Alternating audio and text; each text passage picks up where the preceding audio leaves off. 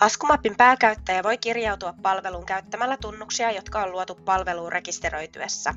Pääkäyttäjä pystyy tekemään järjestelmässä kaikki tarjolla olevat toimenpiteet.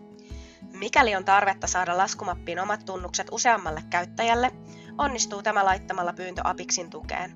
Laitamme tilille päälle asetuksen, joka mahdollistaa sen, että pääkäyttäjä voi luoda itselleen alikäyttäjiä.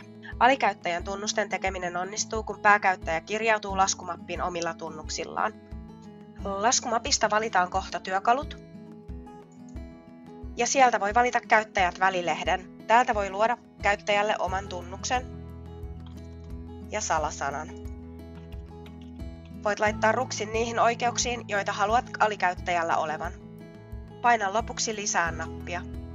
Jos alikäyttäjän oikeuksia haluaa myöhemmin muuttaa, voi mennä muokkaamaan käyttäjän tietoja muokkaa painikkeella. Tätä kautta saa vaihdettua käyttäjän salasanan tai poistettua tunnuksen käytöstä kokonaan. Muista tallentaa tekemäsi muutokset.